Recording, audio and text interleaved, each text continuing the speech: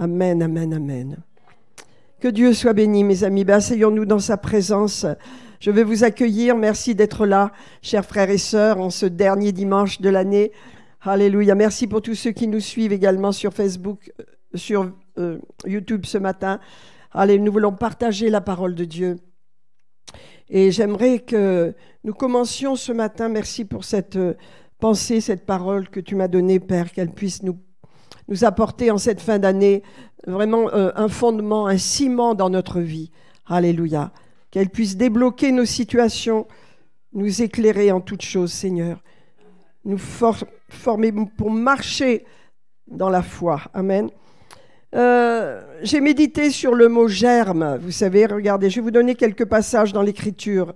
Il est dit, voici les jours viennent dans Jérémie 23, dit l'Éternel, où je susciterai à David un germe juste. Il régnera en roi et prospérera. Il pratiquera la justice et l'équité dans le pays. Jérémie, encore, en ces jours et en ce temps-là, Jérémie 33, oui. Je ferai éclore à David un germe de justice. Il pratiquera la justice et l'équité dans le pays. Amen. Zacharie, écoute, Josué, souverain sacrificateur, et toi et tes compagnons qui sont assis devant toi, car ce sont des hommes qui serviront de signe. Voici, je ferai venir mon serviteur, le germe. Alléluia. Gloire à Dieu. Et Zacharie dit encore, ainsi parle l'Éternel des armées. Voici un homme dont le nom est Germe, germera dans son lieu et bâtira le temple de l'Éternel. Amen. Alléluia. Le germe, le mot germe se dit sperma.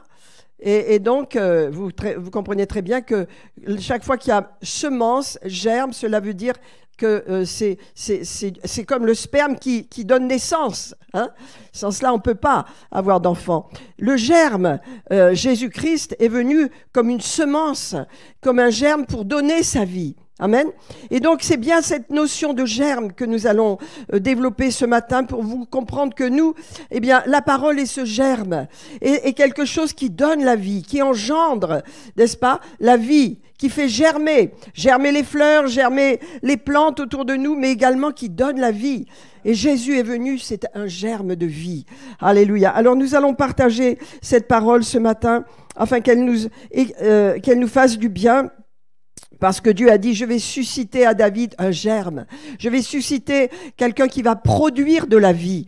Et sa vie va produire des vies, des millions et des millions et des milliards de vies parce que c'est un germe. Le germe porte la vie. De même que, c'est normal de le dire, le sperme porte la vie. S'il n'y a que l'œuf, si Marie n'avait eu qu'un œuf, eh bien jamais le Saint-Esprit le Saint-Esprit n'étant pas venu, Jésus ne serait pas venu. Or, le Saint-Esprit est venu comme le germe qui a donné la vie dans l'œuf. L'œuf, c'est Marie, c'est l'humain, si vous voulez, mais le Saint-Esprit est venu comme un germe pour apporter sa vie. Et Jésus est né ainsi, il est né comme cela. Amen. Il est né. Alors, j'aimerais qu'on regarde dans Jean chapitre 1. Alléluia. Gloire à Dieu. Merci Seigneur. Amen, amen. Alors l'idée de germe, écoutez, prenez-le bien dans votre cœur. Parce que vous voyez, dans cette fin d'année, nous allons réaliser que nos paroles sont aussi des semences. Alors on peut changer le mot germe par semence. Jésus a dit, ma parole, c'est la semence. La semence, c'est la parole. N'est-ce pas? Et nous allons voir que cette parole, elle fait comme le germe. Elle fait germer, elle fait produire, elle produit elle-même. Elle a la capacité, la parole de Dieu, de faire germer les choses, de les faire venir à la vie. N'est-ce pas, de les concevoir, de les faire vivre. Elle porte en elle la vie comme le Saint-Esprit est venu dans le sein de Marie apporter la vie à Jésus. Amen. La vie de Dieu dans le sein de Marie, c'est le miracle de Noël. Alléluia. De même la parole. Alléluia. Regardez dans Jean chapitre 1. Alléluia. Il est dit, au commencement était la parole. La parole, mes amis, c'est cette notion que le diable aimerait vraiment faire échouer dans nos vies pour comprendre. La parole est tellement puissante, essentielle pour changer nos circonstances, changer nos vies, parce que la parole, c'est le germe. C'est le germe qui va faire germer les plantes. Jésus a été annoncé des siècles avant qu'il ne vienne. La jeune fille deviendra enceinte, elle enfantera un fils, on lui donnera le nom d'Emmanuel. Et annoncé, vous lisez Ésaïe, c'est annoncé. Pourquoi? Parce que avant que les choses ne viennent, il fallait que la parole soit prononcée, la prophétie soit donnée, la promesse soit apportée. Mes amis, nous sommes des conteneurs de promesses. Seulement, la plupart du temps, nous libérons pas les promesses de Dieu parce que nos bouches restent fermées, préoccupées des choses du monde ou des choses naturelles qui sont tout à fait naturelles, mais nous n'engendrons pas, nous ne faisons pas germer les plantes, germer les situations, apporter prophétiquement des paroles de vie qui vont être des germes, qui vont être des semences, parce que la semence de la parole est la seule à produire quelque chose de surnaturel. Amen. Alors regardez, au commencement était la parole était avec Dieu, et la parole était Dieu. Alléluia. Non, ne nous raconterons pas d'histoire sur Jésus, qui est un prophète, un homme comme tout le monde. Non, Jésus est Dieu. Alléluia. Et il est dit, elle était au commencement, et toutes choses ont été faites par elle, et tout ce qui a été fait et rien de ce qui a été fait sans elle. En elle était la vie. En elle est la vie de Dieu, mes amis, pas notre vie humaine, la vie. Dieu est la vie, Dieu est la lumière, Dieu est vraiment la lumière, oui, il est la vie, le Zoé, la vie de Dieu. Donc en elle, en la parole, il y a la vie. Ça n'a pas changé, c'est toujours actuel. Alléluia. Et en cette fin d'année, vraiment, Dieu nous donne ce message. Nous allons parler la bénédiction, parler la vie et recevoir le fruit de nos paroles. En cette fin d'année, nous allons vraiment réaliser que les semences que nous allons semer vont produire. Et nous allons arrêter les mauvaises semences. Nous lions et nous allons les arrêter, toutes ces mauvaises semences de paroles, d'incrédulité, de doute, pour apporter la semence de vie. Parce qu'en elle, en la parole, il y a la vie de Dieu. Pas la vie naturelle, mes amis, oublions ça, la vie surnaturelle. En elle était la vie. Et la vie, eh bien la vie de Dieu, c'est la lumière des hommes. Alléluia. En enfer, il n'y a pas de lumière. Il n'y a que des ténèbres, mais en Dieu, regardez la terre, Dieu a créé la terre pour notre bien-être, pour notre bonheur. La lumière est là, le soleil, les étoiles sont là. Nous vivons dans la lumière, mais la lumière qu'il y avait avant même la création du soleil et de la lune, c'était la lumière de Dieu, n'est-ce pas? La création, la lumière était là, l'onction de Dieu, la gloire de Dieu était là. Alléluia, et nous portons cette gloire. Alléluia. Quel que soit le monde, quelles que seront les ténèbres de ce monde, il y aura toujours la gloire de Dieu dans la vie de ses bien-aimés, dans vos vies, dans ma vie. Alléluia. Parce que vous êtes et nous sommes au bénéfice de la lumière. Dieu nous a donné sa lumière. Nous avons reçu le germe. Nous avons reçu la vie. Nous avons reçu la semence de vie. Et cette parole que nous avons reçue nous a donné cette vie éternelle. Nous avons été changés. Nous avons été transformés. Et dans cette fin d'année, allez, nous voulons vivre maintenant, décider vraiment de vivre avec cette nouvelle nature que Dieu nous a donnée, en laissant de côté cette vieille ancienne nature qui nous persécute, qui nous accuse, qui nous condamne, et en regardant devant, parce que c'est cela qui compte aujourd'hui. Amen. Et regardez au verset 14, il est dit, et la parole a été faite chair. Alléluia. La parole a été faite chair et elle a habité près de nous, parmi nous, pleine de grâce et de vérité. Nous avons contemplé sa gloire, comme la gloire du Fils unique venu de Dieu. Alléluia. Alléluia. Merci Seigneur. Gloire à Dieu. Alléluia. Oh, et la loi a été donnée par Moïse, mais la grâce et la vérité sont venues par Jésus-Christ. Gloire à Dieu. Alléluia. À tous ceux qui l'ont reçu, le verset 12, à tous ceux qui ont reçu la parole, la semence de vie, n'est-ce pas? Le germe, à tous ceux qui ont reçu par la foi, et nous allons voir l'importance, n'est-ce pas, de recevoir de Dieu par la foi, à tous ceux qui l'ont reçu cette parole, à ceux qui croient. C'est important, regardez, je reçois et puis je ne fais rien, je suis passif, eh bien il ne se passera rien. Bien sûr, Dieu a changé ta vie, tu n'es plus dans les ténèbres, tu appartiens à Dieu, mais Dieu dit, il faut croire maintenant. Et à ceux qui l'ont reçu et qui croient en son nom et qui croient dans la parole. Amen. Regardez. verset 12. Mais à tous ceux qui ont reçu cette parole, à ceux qui croient en son nom, elle a donné le pouvoir de devenir enfants de Dieu, lesquels sont nés non du sang, de la volonté de la chair, ni de la volonté de l'homme, mais de Dieu. Voilà ce que nous sommes, voilà ce qu'est l'Église et en cette fin d'année. C'est ce à quoi nous allons vraiment nous consacrer pour passer dans l'année 2022 en réalisant bien qui nous sommes. Qui nous sommes? Nous sommes de Dieu à cause de la parole que nous avons reçue, parce que nous avons reçu la parole et nous avons cru. Et voilà, mes amis, nous allons voir combien c'est notre part à nous-mêmes. Dieu fait sa part, nous avons notre part à faire. Et cette part, c'est de croire dans la parole de Dieu. Parce que s'il n'y a pas cette foi dans la parole de Dieu, eh bien, les plantes ne peuvent pas germer. Le germe ne peut pas être libéré. Vous voyez, ce que nous avons en nous ne peuvent pas éclore.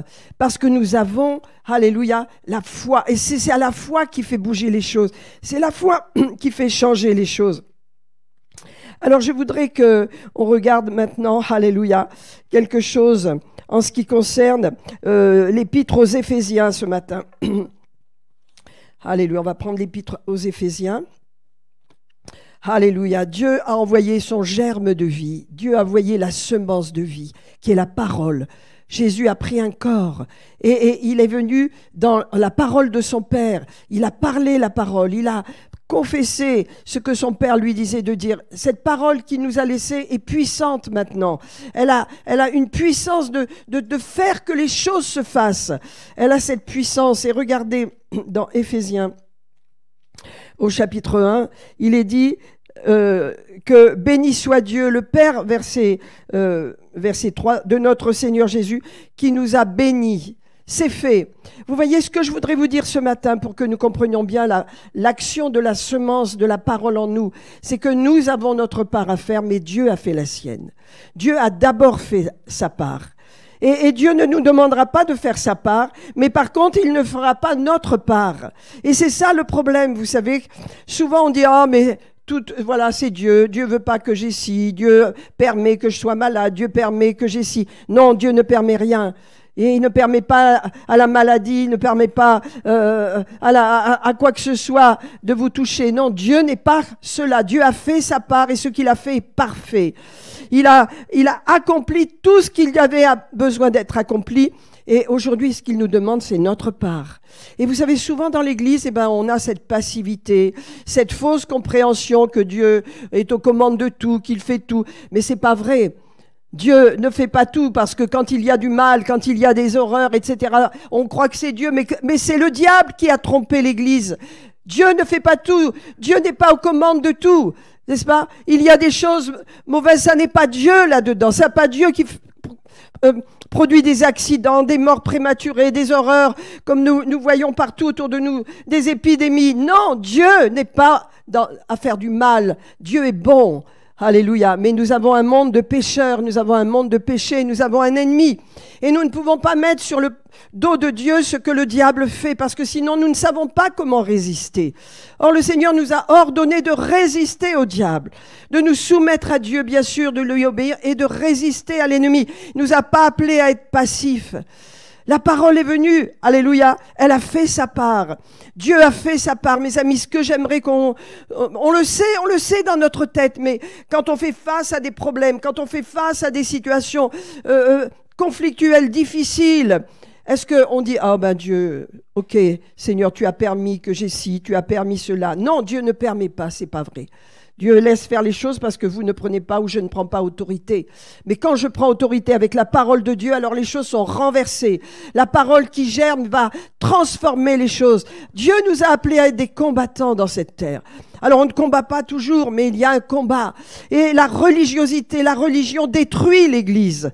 La religion détruit l'Église. C'est Dieu qui permet ci, c'est Dieu qui permet ça.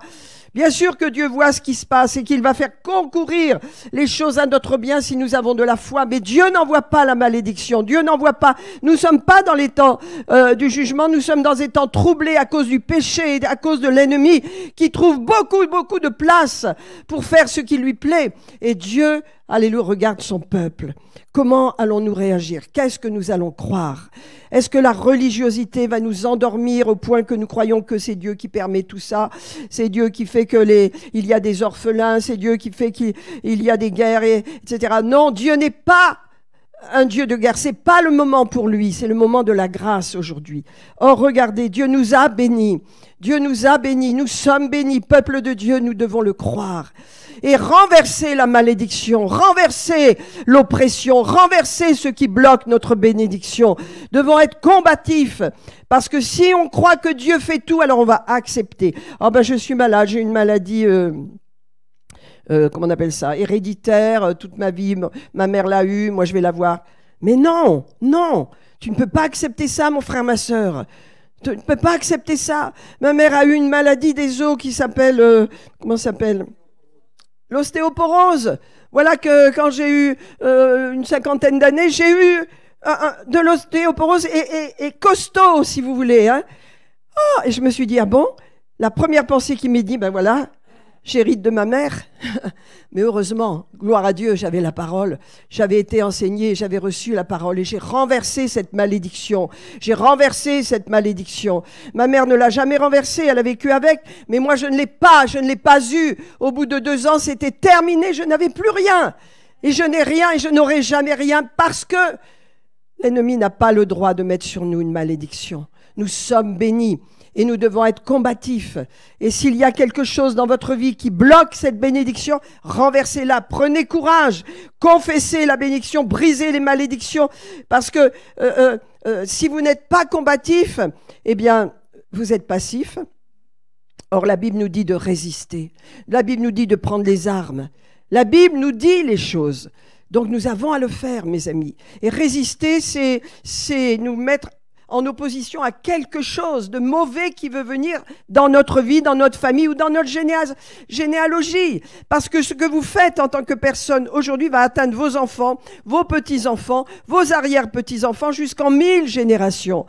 Et lorsque vous péchez, bien sûr, cela va atteindre encore vos enfants et vos petits-enfants jusqu'à 3 ou 4 générations. Donc, alléluia, nous devons renverser les malédictions. Bien sûr, nous devons nous repentir. Bien sûr, pardon Seigneur pour les choses de mes ancêtres. Bien sûr que nous réglons les choses de nos familles, de ce que l'on sait de nos familles. Nous brisons les malédictions sur nous-mêmes et sur nos enfants et sur les enfants de nos enfants parce que nous sommes bénis et nous résistons à l'ennemi et les démons fuient.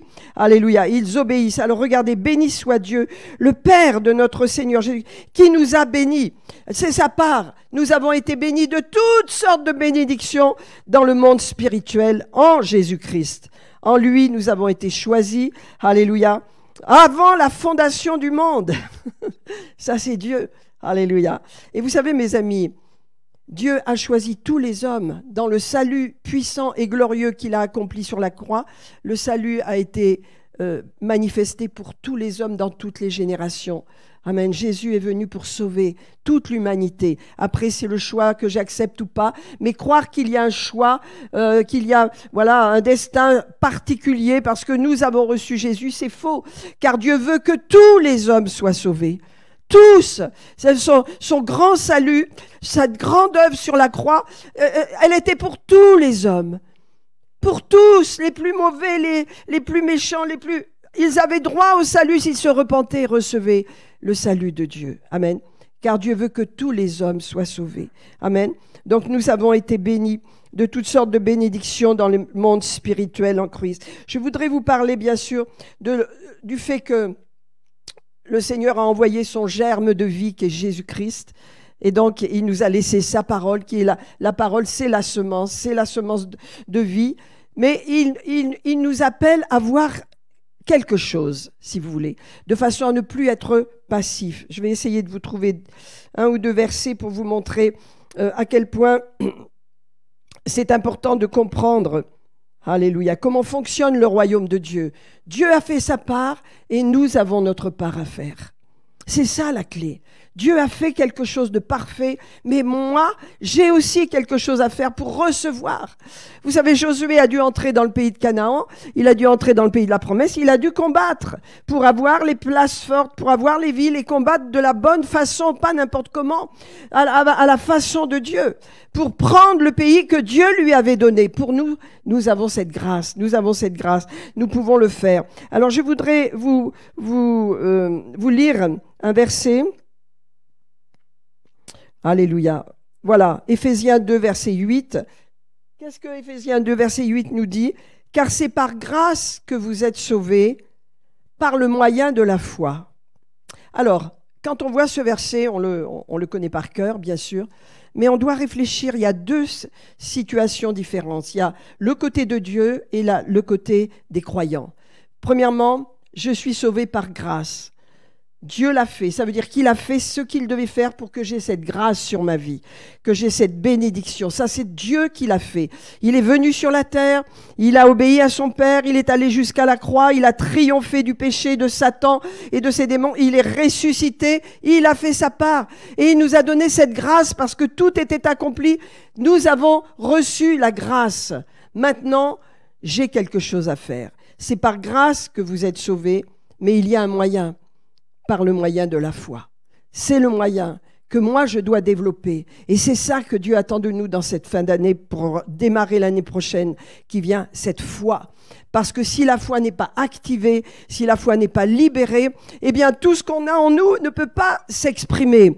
N'est-ce pas? Donc Dieu a fait sa part, je dois le savoir, je dois le reconnaître, que ce qu'il m'a donné c'est parfait, que ce que j'ai reçu c'est parfait, que tout ce que Dieu a fait, il n'y a plus de condamnation en moi, tout est accompli, la guérison a été donnée, la délivrance est parfaite, la malédiction a été brisée.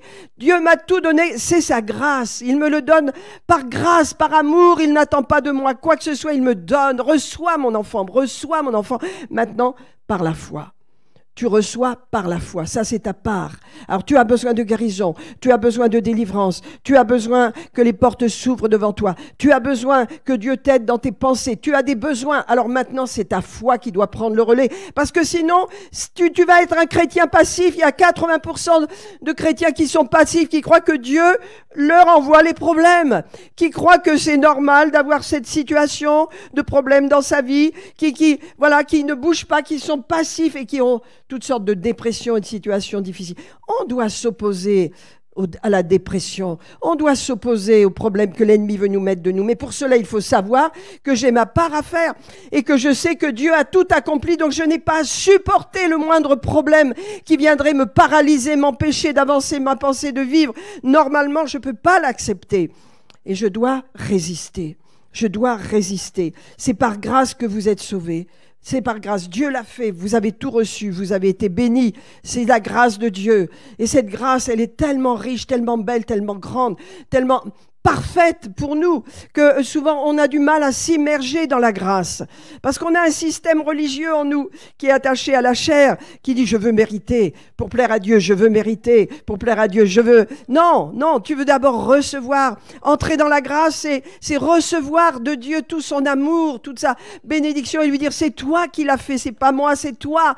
C'est par toi que je vis, c'est par toi que je suis. C'est ta grâce en moi qui fait que je m'accepte et que je m'identifie à ce que la parole de Dieu dit, c'est par grâce. Mais moi, j'ai ma part à faire. Alléluia. Moi, j'ai ma part à faire et ma part, c'est la foi. Amen. Sans la foi, il est impossible de plaire à Dieu. Et Dieu voudrait qu'on se saisisse de toutes les bénédictions qu'il a pour nous, mais il y a des résistances. Sur cette terre, il y a des résistances. Et il ne faut pas que nous soyons passifs. Si l'Église est passive, elle ne reçoit pas, elle ne rentre pas dans son héritage. Alléluia. On a besoin de savoir résister. Alléluia. Donc c'est par grâce que nous sommes sauvés. Regardez, Éphésiens 5, verset 1 nous dit « Étant donc justifiés par la foi, nous avons la paix avec Dieu par notre Seigneur Jésus-Christ, à qui nous devons d'avoir eu part à cette grâce par la foi. » Je le répète, c'est très très important. On ne reçoit pas comme ça et puis ça y est, c'est fait, on vit sa vie comme si... Non, tout ce qui m'arrive dans ma vie, c'est Dieu. Dieu permet tout, voilà. Non, Dieu ne permet rien. il y a un grand théologien américain qui a dit « Dieu est limité par notre vie de prière. Lorsqu'il y a un manque de prière, eh bien, il y a un manque d'action de Dieu. » Et on peut regarder l'histoire même de l'Église, et on voit que chaque fois qu'il y a eu défaillance, qu'il y a eu des écarts et d'aveuglement, le monde a été terriblement aveuglé, ténébreux. Mais chaque fois que l'Église se lève, comme dans notre siècle, aujourd'hui, avec la lumière de Dieu, avec la parole de Dieu, alors l'Église commence à rayonner, l'Église commence à briller, n'est-ce pas? Et le monde n'est pas content, le diable n'est pas content, mais nous devons être réalisés à quel point nous sommes dans la lumière de Dieu parce que nous avons la parole de Dieu. Amen. Alors regardez, étant donc justifiés par la foi que nous avons reçue, elle nous appelle la justice de Dieu. Vous êtes rendus justes aux yeux de Dieu. Alors il faut entrer dans cette nouvelle dimension. Il faut croire. Il faut arrêter de se laisser attaquer dans notre tête, n'est-ce pas, par une mauvaise image de notre passé. Nous allons voir tout à l'heure de nos erreurs qu'on a fait quand on était dans le monde, quand on était même jeune chrétien. Tout ce qu'on a pu faire ou dire, c'est quelque chose qui n'a plus lieu d'être aujourd'hui. Parce que Dieu nous dit que nous sommes rendus justes par la foi. Et parce que cela, nous avons la paix avec Dieu. C'est quelque chose d'énorme.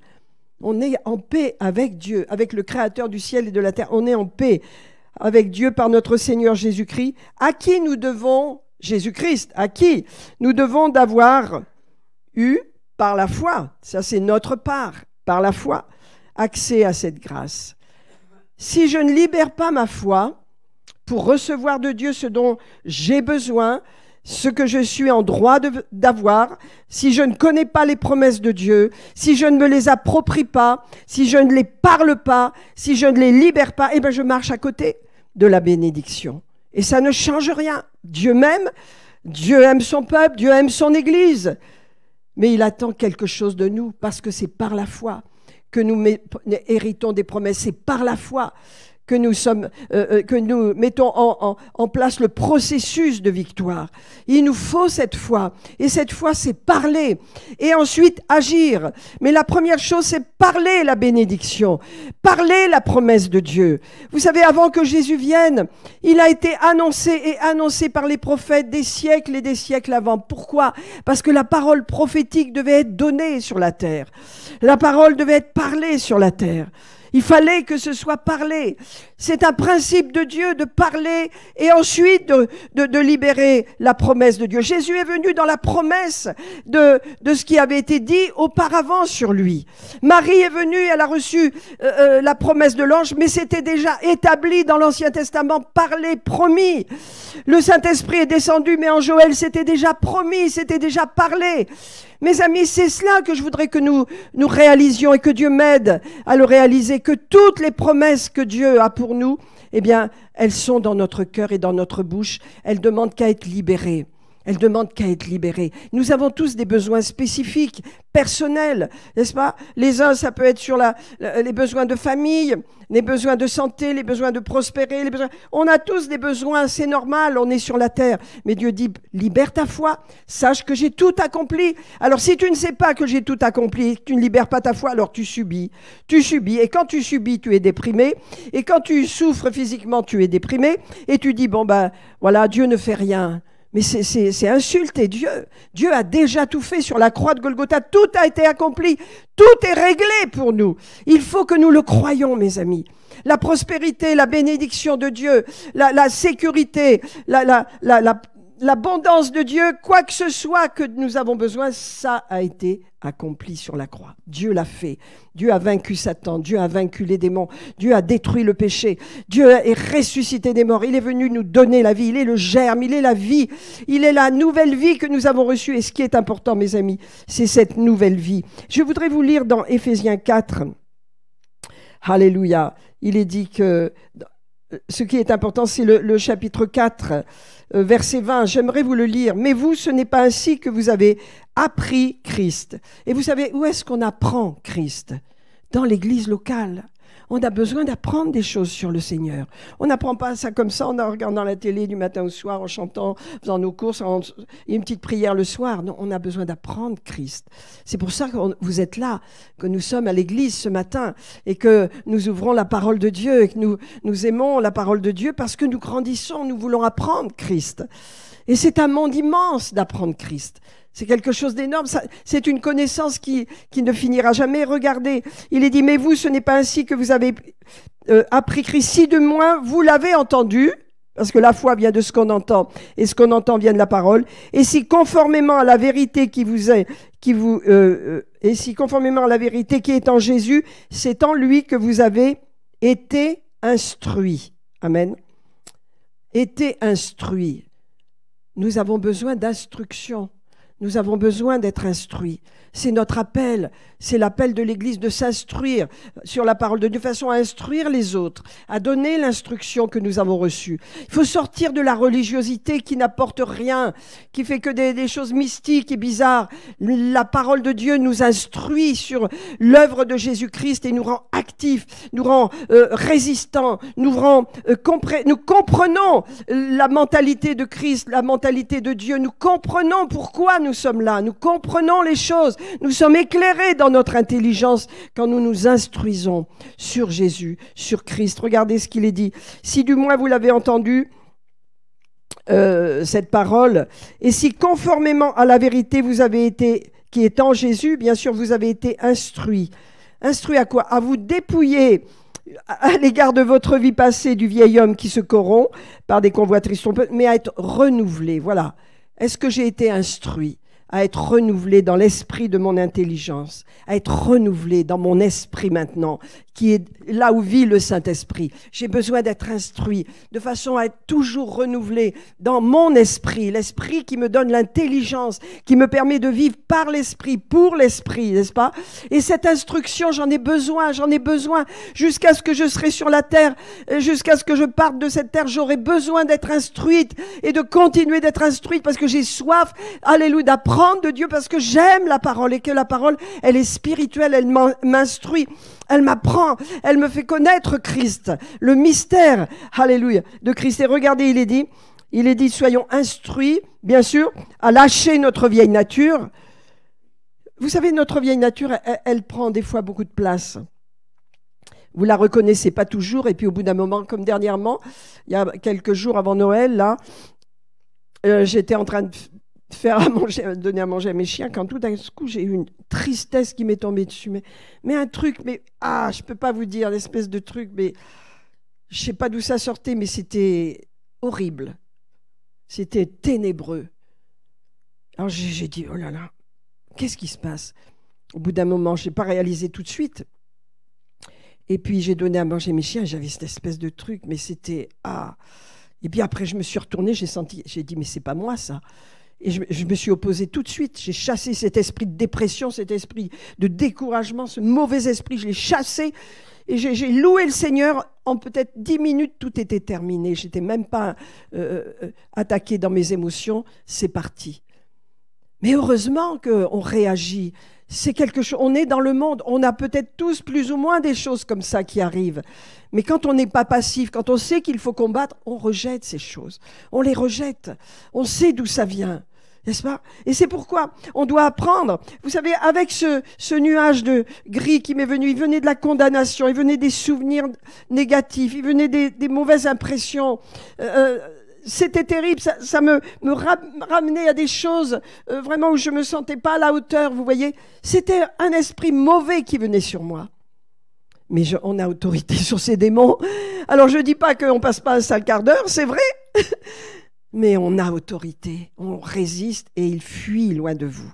Il fuit loin de moi. Il n'est plus revenu. La joie est revenue, la paix est revenue, la confiance est revenue. C'était un nuage. Et vous savez, on fait face à cela quelquefois. Pas tous les jours, bien sûr, mais ça arrive. Il y a des choses dans le monde spirituel qui font que l'on ne voit pas, mais on les ressent. Et on doit réellement se dire, mais qui je suis ? N'est-ce pas? Je suis une enfant de Dieu. Donc non, ça ne m'appartient pas. Ça ne m'appartient pas. Et on le rejette. Amen. Parce qu'il est dit résister. Jacques l'a dit, résister au diable. Amen. Humiliez-vous sous la puissante main de Dieu, c'est vrai. Et soyez obéissants à Dieu. Résistons au diable et il fuira loin de nous. Amen. Alors regardez toujours dans Éphésiens, il est dit, est-ce que j'ai été instruite à me dépouiller de ma vieille vie passée qui me condamne? Vous savez qu'est-ce qu'elle amène, le passé? Vous amène de la condamnation, de la honte. Vous êtes rabaissé à votre ancienne nature qui pourtant a été crucifiée parce que le diable veut qu'on vive à ce niveau-là. Il ne veut pas qu'on vive tel un enfant de Dieu, rempli du Saint-Esprit, béni par Dieu, ayant confiance en notre identité, qui nous sommes, qui je suis, qui vous êtes, n'est-ce pas, enfant de Dieu. Et il veut qu'on vive à nous rabaisser au niveau de notre ancienne vie. Mais cette vie, elle est terminée. Nous devons être instruits dans ces choses. Non plus vivre au niveau de votre passé. Arrêtons de laisser le passé nous envahir. Vous savez, ces souvenirs qui reviennent, qui nous font mal, il faut les arrêter et leur dire non, je suis une enfant de Dieu maintenant. Je dois être instruit dans ces choses. Je dois être instruit à dire non, c'est terminé. Non, je ne suis plus cette personne. Non, je n'ai pas honte de moi. Non, je suis fier de ce que je suis en Jésus-Christ. Dieu l'a fait. Et nous tourner vers Dieu. Amen. Vous savez, quand on est dans le monde spirituel, il y a toutes sortes de mondes dans ce monde spirituel qui vient nous assaillir, nous agresser au niveau de nos pensées. Et nous devons veiller à cela. Veiller. Regardez cette parole comme elle est belle. Il est dit, est-ce que vous avez été instruits à vous dépouiller? Je prends ces vieux vêtements, je me dépouille, n'est-ce pas? Et je revais l'homme nouveau, l'être nouveau, le spirituel, l'esprit de Dieu, je me revais de cela, revêtir l'homme nouveau, créé selon Dieu. Voilà ce que vous êtes. Je suis créé selon Dieu, vous êtes créé selon Dieu, dans une justice et une sainteté que produit quoi? La parole, que produit la vérité. Mettez à la place de la vérité, mettez la parole. La parole va produire en nous cette sainteté. La parole va produire en nous cette justice, ce sens de ce que nous sommes en Christ. Et cela va nous permettre de vivre en nouveauté de vie, dans l'image de ce que nous sommes maintenant. Nous sommes des êtres spirituels changés par Dieu, transformés. C'est ça la beauté de l'Église. Quand vous naissez de nouveau, c'est le grand miracle. Le miracle de Noël, c'est extraordinaire. C'est peut-être le plus grand miracle qui soit. La Vierge devient enceinte et Jésus vient, son Père, c'est le Saint-Esprit. Il l'enfante dans le sein de Marie et Marie dit, je suis la servante du Seigneur, qu'il me soit fait selon ta parole. Et ça y est, le germe de Dieu agit dans son sein et Jésus vient à la vie. Le bébé va naître et il va grandir. C'est le Fils de Dieu, mais c'est aussi le Fils de l'homme. C'est le plus grand miracle. Mais le deuxième miracle, c'est votre nouvelle naissance. C'est le fait que vous avez perdu votre vieille identité de pécheur. Vous êtes entré dans la famille de Dieu. Vous êtes, je suis fils et fille de Dieu. Alléluia. Et c'est cela qu'il va falloir vraiment produire et protéger dans notre vie en 2022. Qu'il va falloir protéger qui vous êtes. Il va falloir garder cela précieusement et vivre dans cette dimension. Attention à vos pensées parce qu'il y a vraiment, on peut dire, un rouleau compresseur aujourd'hui. Vraiment, un rouleau compresseur de l'antéchrist qui veut dire aux chrétiens, vous n'êtes rien, vous avez rien, vous êtes des bons à rien, vous êtes, voilà, vous êtes ci, vous êtes ça, tu ne réussis rien, tu ne peux rien. Et c'est ça l'accusateur des frères, n'arrête pas avec ce rouleau compresseur parce qu'on n'oppose pas la parole de Dieu. Mais la parole de Dieu, c'est le germe. Lorsqu'elle est parlée, lorsqu'elle est semée, elle va produire ce qu'il est dit, ce que vous dites va être productif et cela va produire la délivrance, la liberté, la guérison, allez, le changement, alléluia. Regardez, il est dit, je veux le relire parce que vous avez été instruits à vous dépouiller en égard à votre vie passée du vieil homme qui se corrompt par les convoitises trompeuses et vous avez été instruits à vous revêtir de l'homme nouveau. Allez, l'être nouveau, l'Esprit de Dieu, créé selon Dieu dans une justice et une sainteté que produit la vérité. Alléluia. Voilà, c'est pourquoi nous avons besoin d'être instruits. Non pas à regarder notre vieille nature et à nous lamenter sur elle, non, mais à être renouvelés, à être habillé de sainteté, habillé de cet être nouveau qui est créé selon Dieu, qui est créé pour une justice et une sainteté que produit la parole de Dieu. Alors la parole de Dieu, si on peut revenir à la parole de Dieu, Jésus a dit, lorsqu'il a parlé des terrains, celui qui sème la bonne semence, c'est la parole. Il le dit clairement, n'est-ce pas? C'est la parole. La semence, c'est la parole qui est semée dans nos cœurs et qui va produire. Alors, on peut prendre les terrains, si vous voulez, comme des personnes, différentes catégories de personnes. Ou alors, on peut prendre la parole, l'histoire des terrains, la parabole, des terrains, comme justement une progression dans nos cœurs. Au départ, peut-être on n'est pas attentif à la parole, ou on la reçoit dans les broussailles des problèmes de la vie, dans les situations, et on n'a pas le temps de prendre racine, mais elle va nous transformer quand même, elle va nous changer. Amen. Elle va progressivement débroussailler le terrain de nos cœurs, elle va débroussailler, elle va enlever les pierres, elle va enlever tout ce qui empêche la croissance, et la parole, une fois semée dans des cœurs qui ont été lavés, transformés, travaillés, elle va produire de bonnes semences. Amen. Elle va produire. C'est ça le sens de la parole. Alléluia. Alors je voudrais vous dire quelque chose qui est très important parce que en cette fin d'année, non seulement nous devons considérer que nous sommes nés de nouveau, donc c'est le deuxième grand miracle que Jésus a fait après sa naissance, sa venue sur la terre et son œuvre sur la croix, bien sûr. Cette naissance que nous avons eue, c'est absolument glorieux, c'est quelque chose de surnaturel et c'est quelque chose qu'il ne faut pas mettre de côté. Parce que si nous revenons à notre passé, si nous voulons améliorer notre vieille nature, alors ça veut dire que ce que Jésus a fait ne compte pas. Mais si nous vivons revêtus de l'homme nouveau, en arrêtant de nous condamner et en disant « Seigneur, par ta grâce, j'ai tout reçu, je peux agir maintenant dans la foi, je suis importante à tes yeux, alors je vais libérer ma foi, je vais croire, je vais libérer les promesses, parce que dans cette année 2022, les promesses que je vais partager, je vais parler, vont se réaliser. » Amen. Mais encore faut-il que je les parle, que j'y croie de tout mon cœur. Alors regardez, la vérité, tout à l'heure nous avons dit que... je vous ai lu là, donc voilà, l'homme nouveau, je revêt l'homme nouveau qui a été créé selon Dieu, n'est-ce pas, dans une justice et une sainteté que produit la vérité. Alors on voit qu'il y a une progression, n'est-ce pas? Regardez dans ces Jean 8, voilà, Jean 8 au verset 31, vous le connaissez aussi. Le Seigneur dit aux Juifs qui avaient cru en lui, « Si vous demeurez dans ma parole, vous êtes vraiment mes disciples, vous connaîtrez la vérité. Et la vérité vous rendra libre, ou la vérité vous affranchira. » Qu'est-ce que ça veut dire, mes amis? On peut le lire rapidement et dire, ok, non, ce que vous connaîtrez de la vérité, c'est ce que vous connaîtrez qui vous rendra libre. Ça veut dire, on ne va pas connaître toute la vérité d'un coup, mais cette vérité, ça veut dire cette promesse que vous avez besoin de vous saisir, cette situation que vous avez besoin de voir devant vos yeux et de libérer la promesse face à cette situation, cette connaissance de la vérité que vous avez, c'est cette connaissance-là qui vous rend libre. Vous comprenez? Ce n'est pas la connaissance tout, comme ça, je connais, et puis voilà, ça me rend libre. Non, non, non.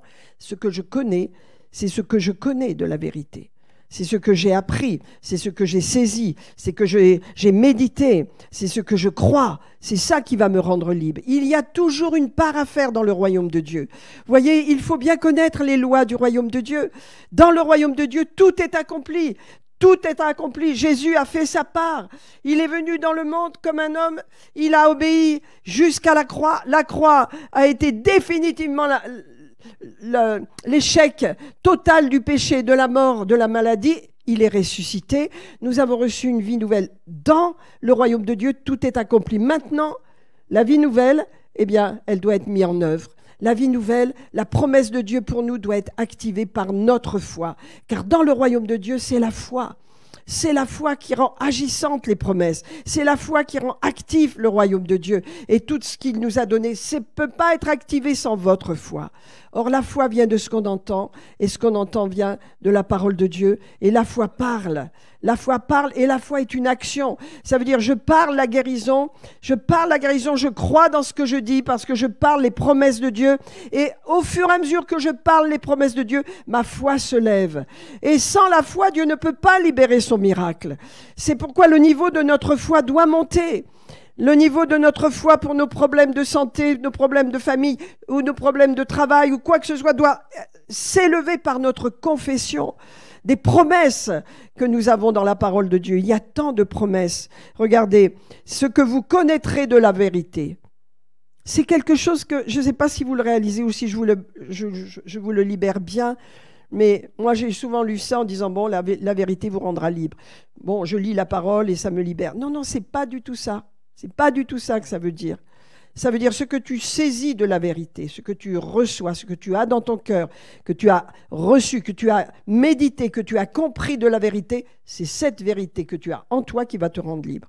C'est pas ce que tu lis toute ta Bible qui te fait du bien, c'est une vérité qui est en toi. Par exemple, quand j'ai médité et découvert la puissance de la guérison, le fait que nous sommes guéris en Jésus-Christ, c'est une vérité qui est en moi.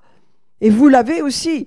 Et je sais que cette vérité, elle s'exprime au travers des paroles, de ma foi et de mes paroles, n'est-ce pas? Et quand on passe par la maladie, on a des exemples et des exemples que cette vérité, elle ne nous empêche peut-être pas d'avoir des problèmes, mais elle nous en sort toujours. Elle nous en libère toujours.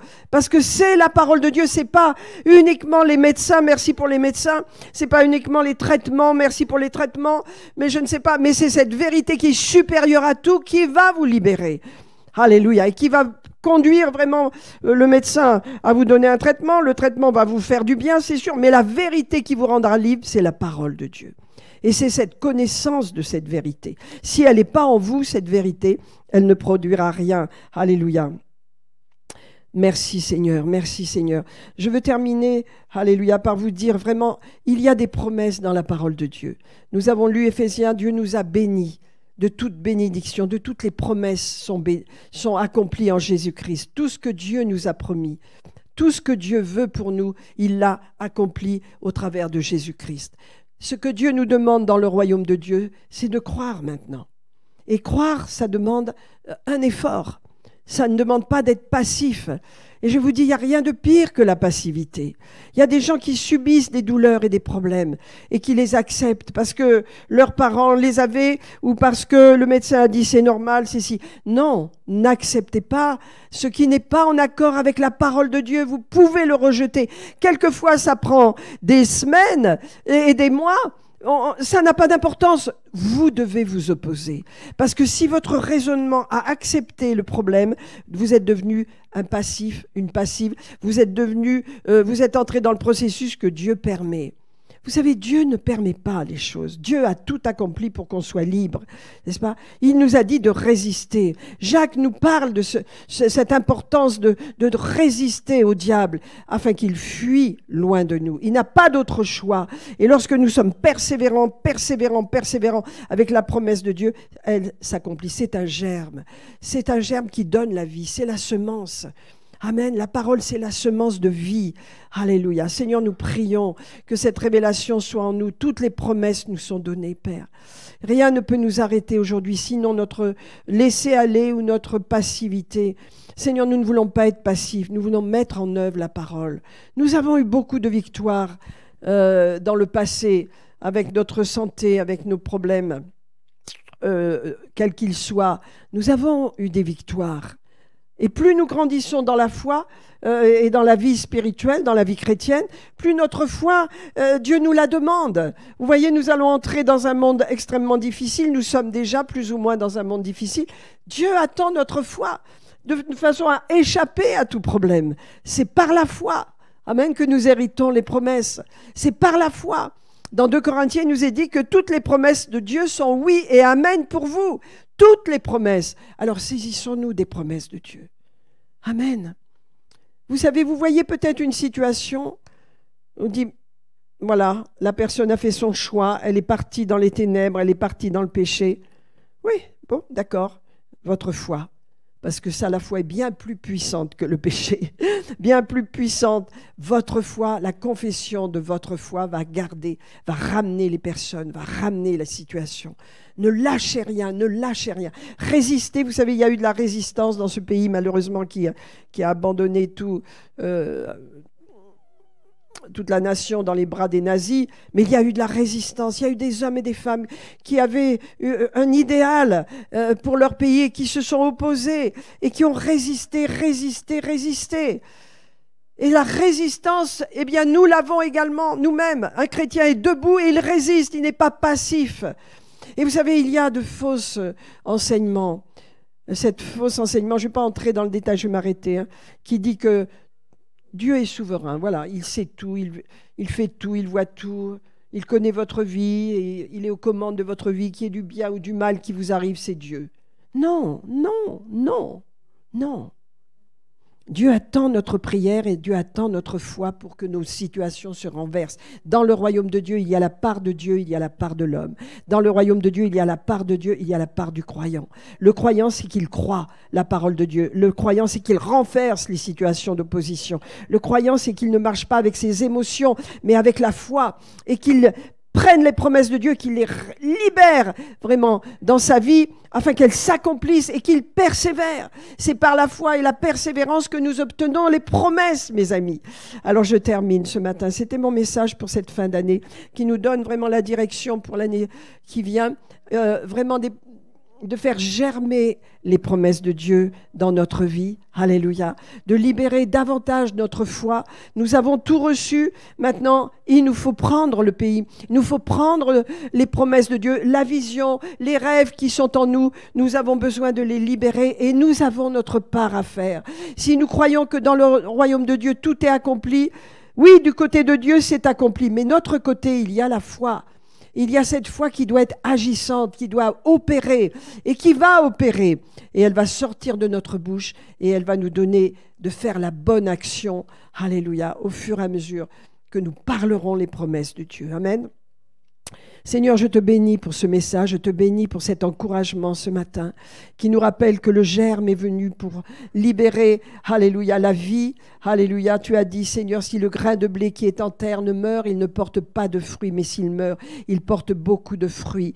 Et cette semence, elle est morte et elle germe, elle a donné des fruits. Et nous sommes des fruits grâce à notre foi, Seigneur. Et dans cette année qui vient, nous voulons prier, Seigneur, que nous soyons vraiment enracinés dans ta parole et surtout revêtus de l'esprit, revêtus de l'homme nouveau, créé selon Dieu dans une justice et une sainteté que va produire la parole en nous, qui va produire vraiment cette sainteté et cette justice qui fait que nous sommes revêtus, que nous sommes la lumière du monde et que nous vivons sur cette terre comme Dieu veut que nous vivions, comme Christ a vécu avec la parole de Dieu. Et nos problèmes de situation, nos problèmes de douleur, de maladie, nos problèmes, quels qu'ils soient, vont être éradiqués par la résistance que nous amenons à travers le monde spirituel par la parole de Dieu. Il est écrit, je le crois, il est écrit, je le crois. Les promesses de Dieu sont pour moi, elles sont oui et amen, et je les prends, je m'en saisis. Alléluia. Et la semence, le germe de Dieu qui est contenu dans la parole de Dieu va manifester ses fruits. Oh, je libère sur ton peuple, Seigneur, ce matin, un changement de mentalité. Nous sommes des hommes et des femmes nés de nouveau. La nature de Dieu est en nous. Nous sommes revêtus de gloire, revêtus de l'Esprit, revêtus. L'Esprit de Dieu est en nous, la pensée de Christ est en nous. Et que ce que nous comprenons de la parole de Dieu, Seigneur, devienne actif en nous. Par nos paroles, par nos attitudes, par notre démarche, Seigneur, qui ne sorte, Seigneur, aucun eau amère de notre bouche, mais une eau pure, par la promesse qui est en nous, Seigneur. Nous te bénissons en ce dernier dimanche, Seigneur. Et nous regardons devant nous, Seigneur. Nous nous préparons à être un peuple choisi, un peuple fort, un peuple de la parole, un peuple de la promesse. Un peuple, Seigneur, qui vit dans cette dimension, qui connaît son identité en Christ, Seigneur, et qui s'attache à cette parole, qui la médite jour et nuit pour réussir dans tout ce que nous entreprenons. Merci, Seigneur. Oh, je libère, Seigneur, Alléluia. La délivrance, la guérison sur chacun de nous, Seigneur. La protection de Dieu. Je libère sur chacun de nous, Seigneur. Alléluia. Cet esprit qui est en nous, qui jaillit comme une source d'eau vive, mais également comme un fleuve. Oh, alléluia, comme un fleuve, Seigneur, qui jaillit de notre sein, Seigneur. Je te remercie pour le parler en langue, Seigneur. Cette communion que nous avons avec le ciel, qui fait que Dieu prie au travers de nous, Seigneur, pour changer les circonstances même de ce monde, pour changer les circonstances de nos vies, de l'Église, Seigneur, dans le monde, pour apporter la lumière. Nous parlons, nous prions, nous confessons et nous parlons également en langue, Seigneur, la langue du ciel, la langue des anges. Alléluia, afin que l'ennemi ne comprenne pas un mot de ce que l'on dit. Et parle, Seigneur, prie au travers de nous, prie à travers nous, Seigneur, afin que ta volonté s'établisse sur la terre, Père. Dans nos vies, Seigneur, au nom de Jésus, je libère ta grâce, Seigneur. Elle est là pour nous, elle est là pour nous. Également la foi que nous avons et a besoin d'être libérée par nos bouches, par ce que je dis, Seigneur. Alléluia, ce que je dis va s'accomplir, ce que je confesse va s'accomplir, afin que, Seigneur, nous puissions vivre des jours différents dans cette année 2022, des jours nouveaux. Alléluia, pour l'accomplissement de tes promesses, Seigneur. Alléluia, merci Seigneur, que nous ne sommes pas un peuple passif, que nous arrachons les vieux lambeaux de la religiosité et que nous croyons que notre part sur la terre est nécessaire, essentielle à Dieu. Dieu nous regarde, Dieu a les yeux sur nous, il veut que nous agissions comme il désire. Il ne fera pas les choses sans nous, il fait les choses avec nous. Il veut que nous soyons persévérants et patients afin d'être héritiers de toutes les promesses qu'il nous a données. Il veut voir notre foi agir. Alléluia. Car la foi est agréable à Dieu. Merci Seigneur. Nous bénissons ton nom et nous te remercions pour cette année passée. Seigneur, nous avons passé étape par étape, mois après mois. Nous avons triomphé de tous les obstacles, Seigneur. Nous sommes là devant toi, vivants, heureux, reconnaissants, bénissant ton nom, heureux d'être ton enfant. Merci pour cette année à venir, Père. Que nous la passions revêtue de l'homme nouveau, revêtue de l'Esprit de Dieu. Nous marchions en nouveauté de vie, parce que tu as les yeux uniquement là-dessus, pas sur notre vieille nature qui doit être dépouillée, qui doit être rejetée, qui ne doit pas être caressée, non, abandonnée comme un vieux vêtement, plein de poux, plein de détritus. Nous regardons à la nouvelle nature que nous avons, Seigneur. Merci, Seigneur. Merci, Père. Tu l'as fait. Merci, Seigneur. Tu nous l'as donné. C'est pourquoi nous voulons vivre en conséquence, Seigneur. Alléluia. Rejetant le mal, rejetant l'oppression, rejetant toute action de l'ennemi contre nous, tout doute, le doute subtil qui vient te dire « mais non, c'est normal, mais non ». Ne fais pas ça, accepte. Oui. Non. Dieu n'a pas dit d'accepter, il dit de résister. Résistons au diable et il fuira loin de nous. Merci Seigneur. Nous aurons toujours la victoire si nous sommes des hommes et des femmes qui résistons, équipés par Dieu. Alléluia. Prenant toutes les armes de Dieu afin de tenir ferme dans le mauvais jour. Alléluia. Te bénissons, Seigneur, pour les jours qui viennent. Te bénissons également pour les jours passés. C'est passé, c'est vécu, c'est accompli, on ne reviendra plus dessus. Maintenant, nous sommes devant l'avenir. Une nouvelle année va s'ouvrir devant nous, Seigneur. Nous nous en réjouissons. Nous l'accueillons, cette nouvelle année, Père. Nous l'accueillons, Père. Et nous sommes dans la joie de ce que nous allons régner avec toi, Seigneur. Nous allons régner. Nous allons être forts, nous n'allons pas être passifs. Attention à la passivité, attention à accepter ce que le diable nous propose avec, vous savez, comme il a fait pour Ève, avec un serpent tellement charmant. Il était inoffensif, le serpent, à l'époque. Hein. Il parlait. Et ce n'était pas un animal. L'ennemi n'a pas choisi un lion, un tigre, un éléphant. Non, il choisit un serpent qui était à l'époque un animal insignifiant. Il a séduit.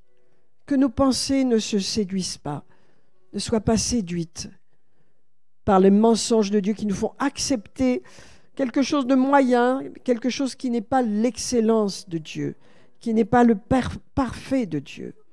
Et pour cela, il y a un combat, parce que dans le royaume de Dieu, tout est accompli du côté de Dieu.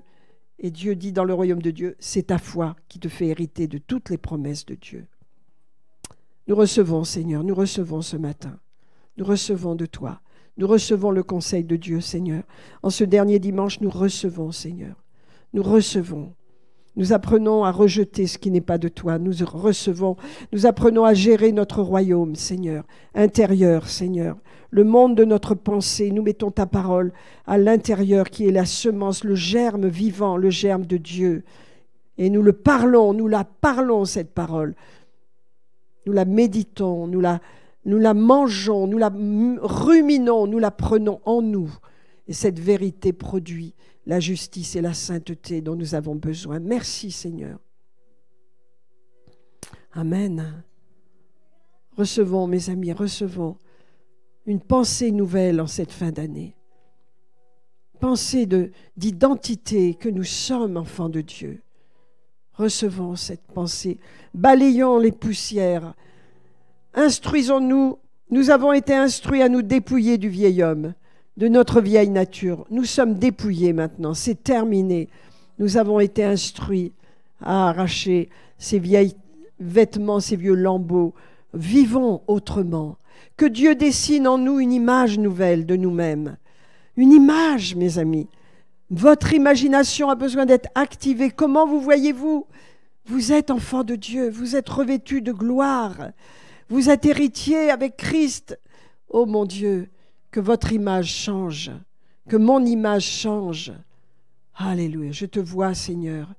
Et si je te vois, eh bien je sais que je suis comme toi. Alléluia. Amen. Je vois qui tu es. Et je suis comme toi. Par la foi, je suis comme toi. Je marche avec toi. Je suis pour toi. Je suis avec toi. Allez, je suis revêtu de ton esprit glorieux. Merci, Seigneur Jésus. Amen. Alléluia.